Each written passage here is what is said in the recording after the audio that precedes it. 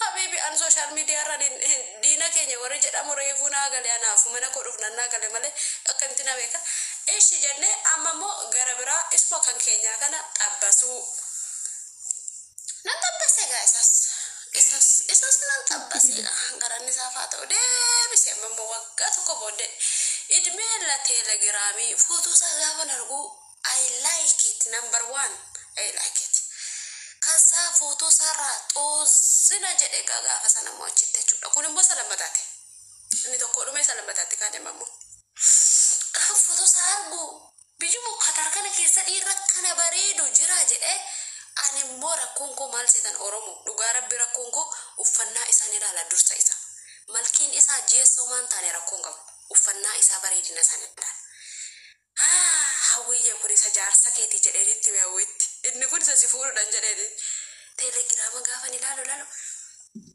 ilaalee fooloo gaafadhe ana fooloo gaafate bar inna hanaan taarikoo fi isheetti jaarsa barbaaddatte miti ma artistoonni keenya koofi isaanii barbaaddatan inna barraku qabaraanis da barbaaddadhe deeme Oromoo na qaqqaba deemee ilaalee biyyi isaa iddoo haa jedha iddoo an jiru kana kaza ilaalee ol dabarsee afaan innaa sammuu afaan Oromoo fi Ingiliffadha kaza ay hawiyye romantikni kun kan keetiin jedhee dhugaadha kan keeti hawiyye kun jaarsa keetiin jedhee hawwiidha bakka hawiyye kun jaarsa keetiin kana fudhuuti adaba dhugatta jedheetti yeroo sana gaa social meediyaan hin jiru waan akka amma confidence dhaan asoo kana yeroo sana akkasin turre akka kanan turre kaza galanni saafaa ta'u jaartii tokko bichaan eega beektanii jaartii tokko bichaan eega kilaasii tokkoo fi shintibeetii tokko bichaan qulqulleessa jaartittii wajjinan taa'aa oola jaartiin dhukkubsattuudha ishee wajjin taa'aa oola hojiin qabu teekistii kana daqaddaquu bittan ga'e ittan erga gaasee achi akkam nagaadhaan jedhanii haayi naan jedhee deebise haayi ati Oromoodha jedhanii duran cheekii gochuutti kee zariisa baraatnat zariisaan cheekii gochuutti kee ati Oromoodha jennaan yes naan jedhe itti fufi gaarreefuu tamacha'e waan hundumtu itti daqiiqa xaqaxaqeesi ol teelegiraama bar naannoo teelegiraam ta'e Instagram bultii qabdaati footoon achirra jiru koo jaatti lakkee naami tobboleessa kooti naan hin jedhu digirii 400 dabale onneen koo hin dhadhaate bakka hawiyye farrame inni kun isuma jaarsa keetii jedhee ditti akkasii silkii kenna arginaan jedhe daqiiqaa sanatti shuttu godhanitti arge itti dargu seete bareedaa kana dhiisee bira darba in bareedaare andeenyaa uffannisaa dhugaa rabbi dabbarwaan ani immoo kana barbaadu dhiira uffata kaza akka taate kurreefu itti cabsi gaan teekistiidhaan itti cabsi nagaa dawwal ani barbaadu gaafa dura akkana jedhee gaafa ni viidiyoodhaan naa dawwal rakki ani koo jaalalan barbaadu obbolmoo nan soba malee adda barbaada isa sirriitti barbaada akkasa jedhee hayi jedhee gara torbee tokkoo numa rakkate anaa waliin anis immoo nan fakkeessi gaa maaliif takkaadhaan illee xabbi jechuun kun xuruun ta'ure nan fakkeessi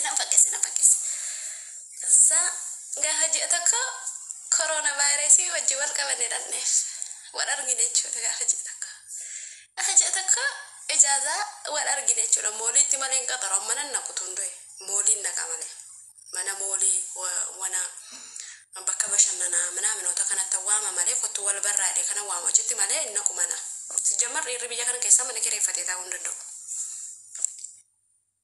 argine gaa achitti jirtu miti gaa yeroo wanti bishaan mayyuu nama hin jissineen fakkaata bara ani koo katamaa tiktookii tokko laa miila tokko nan dhaabeem yeroo tokko koon katamaa tiktookii laa akkattan chochoose dhiirri dubartiin kun irratti viidiyoo hojjetaa turan kun chochoose inni koo kanan beeku amala koo kan inni kana eessatti beeka inni miskiina bishaaniyyuu hin jissitu jaartii gaariin argadhe jedhe no ani garuu waan isa jaaladhe jedhuuf taragaaga'e hawwii ganaadha gizeen keenya taragaaga'e jedhe hanzaa ilaalee dhumni isaa sawwaaxa wadinnaan ma'asalaamaa waliin jenne isaanidha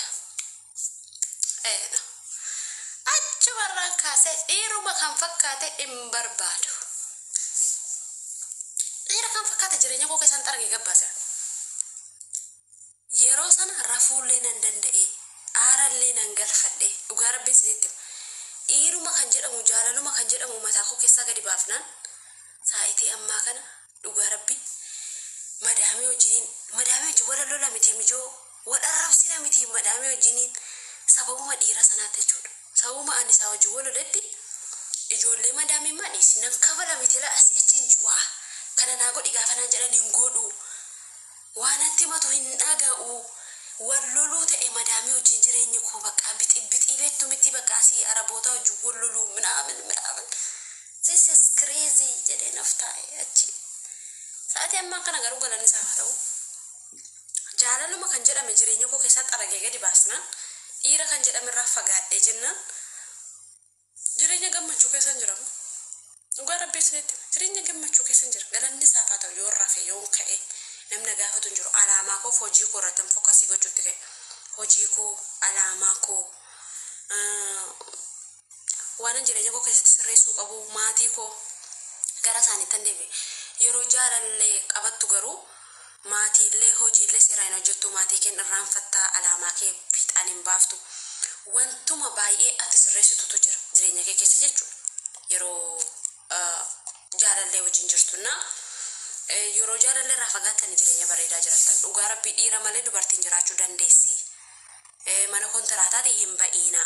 Dhiirri tokko na jane dhiirri tokko na jaallate dhiirri tokko naaf du'e jettee shamarri biyya Arabaa isin nan beekaa isin ijoolleedha ganaadha umuriin keessan hin hafaa mana barumsaallee seeraan fixxanii dhufne akka warra Filipiinii Andanuusiyaa kanaa miti isin jireenya keessan hin nyaanne ganaadha xobbeedha isin gin dhiira tokkoof shawwadamte obboleetti kiyya gadumaan ba'iin mana jaazaati dhiiraaf jette na jaallata naa du'a jette gadi hin ba'iin dhiirri bakkee kana keessaa jechuudha.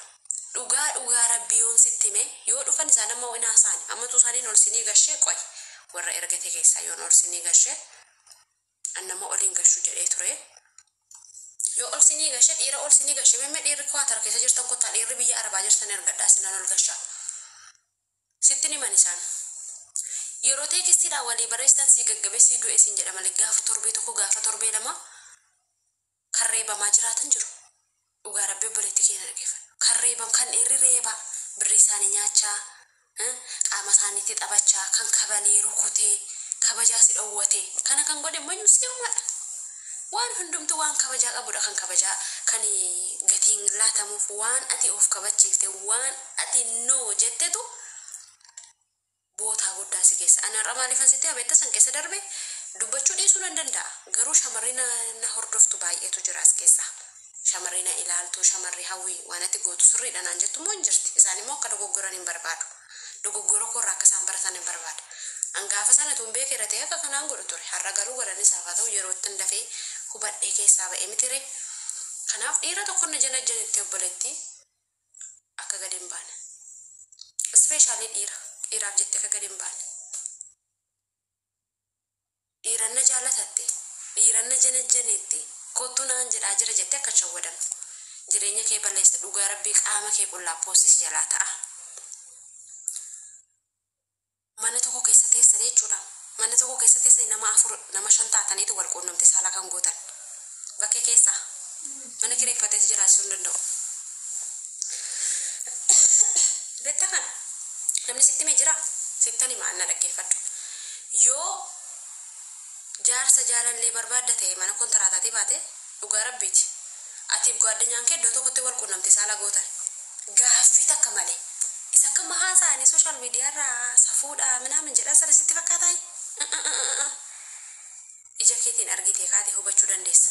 Keessumaa jaalalleef jettee baate taanaan dhugaa rabbiiti wal quunnamtii saalaa kanatti gootu nama birattidha. Safuun hin jiru. Bootaan hin jiru qaqqabti safuu itti hundumtuu kireeffatee ta'a akka barbaadde taata jechuudha namni. Ituu sagaleen kee dhaga'amu ituu wantati gootu guutuun gaafa sana immoo kabajaan kee gadi bu'ate. Siigalee waan ati jaalallee kee wajjin gochuu dandeessu namni sadaffaan yeroo si dhaga'u yaani waan hin kabajamne kun waan kabajaa kee balleessudha. Shamarra biyya Arabaa keessa jirtu waraqatan qabdu taanaan immoo kan isaan hojjetan kanadha.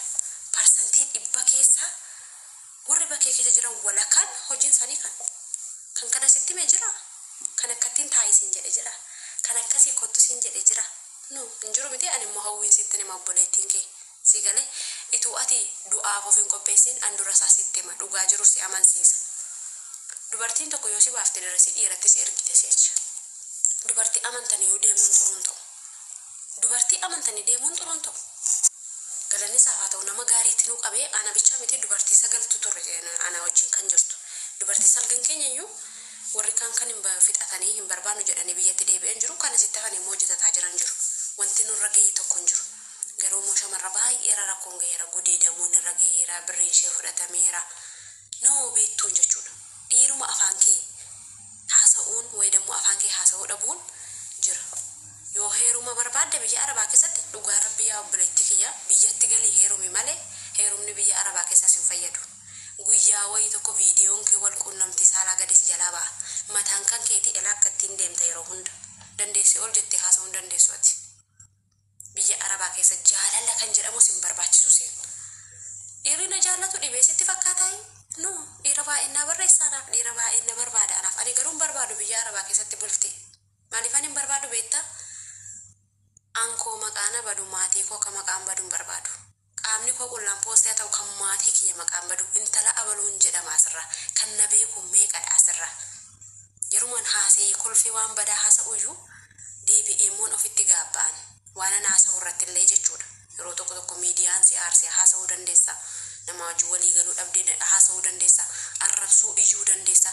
Garuu namoonni na beekan asirra jiru maal naan jiru. Anaa miti bara. Ani koo rakkoon qabu yoo maqaan kiyya bade. Hankee koo yoo bade rakkoon qabu maqaan kee. Haadha kee fi abbaa kee Oromoo jedhama viidiyoon sun. Hayyuu Oromoo meeqatu maqaa mataa gadi qabata jechuudha. Sababa keetti ishee. Bultiimti biyya Arabaa keessattumaa yaadiina.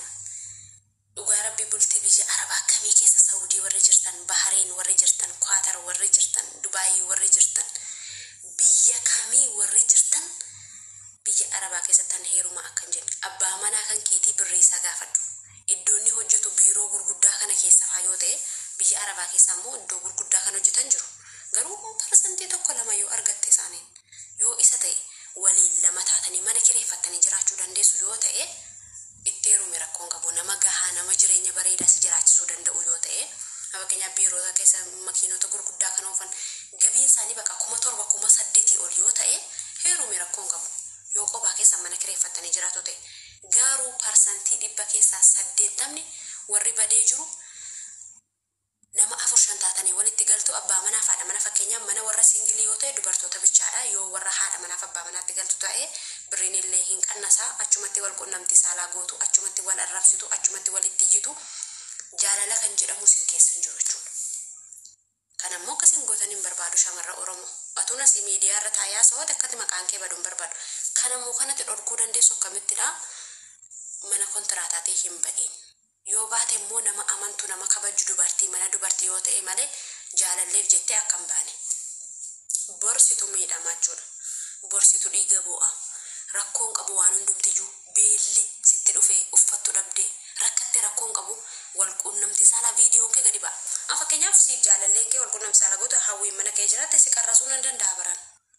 Footoo kee jinan poostii sii godhachuudha. Haga kanaatti jira nama namaniinaa. Kan amanamu rabbii tokkicha bichaadha sii gale. Kan maqaa si balleessuuf kan bakka si qaanessuuf deemu baay'eetu jira hin amaniin. Ani tu biyya Arabaa keessatti heerumtan ta'ee baay'ee tokko dasneedha. Dhiira biraan geessan ta'ee dasneedha. Hojii keessan hojjetattanii birrii keessan walirra kaawwattanii bakka yaaddaniin galtanii biyyatti waan fedhe gootan. Ameerikaa Awurooppaa yoo argattan laatti kutee achitti. Malee dhumni isaa isin hin barbaachisu dhugaa rabbi. Dhumni jaalalaa boo'ichadha. Dhumni isin dhiira biyya Arabaa keessatti jaallattan boo'ichadha. Narra ga'ee argeera'an. Maaliif wal jaallatu jechuu kootee miti. Wal jaalladhaa. Jaalalli waama jiru biyya lafaa kana keessaa. Oromoof Oromoodhaa wal jaallachuun keessan baay'ee bareeda. Garuu boo'ichatu baay'eedha. Tokkoffaa ati aayidii hin qabdu. Yooma akka qabamte biyyatti galtu hin beektu. Lammata namni dhugaadhaan si jaallatu sun wayii biyyaa haadha manaa qabaachuu danda'a. Wayii qabaachuu dhabuu danda'a. Sii galee isumayyuu viidiyoon kan keetii biratti hafuu danda'a. Jireenyi kee boriitu dukkanaa jechuudha. Fakkeenyaaf har'a guyyaatti gammachuu goote nam tokko si qabachuuf jedhee viidiyoo kee qabachuu. Fakkeenyaaf itti ana hawwii jaalallee qabadhee dukkaafataa jechuudha. Akka inni na qabatu nan beekan. Akka inni viidiyoo kiyya kaawwatu. Akka inni footoo qullaa kiyya kaafatu nan beeka. Macheem nan jaalladhaa bira nan naqaa manaamin kaafachuu danda'a. Kanaaf ani hin barbaadu. Nan du'a akka gaafan biyya Arabaa keessatti jaalallee godha jedhee dhiira tokko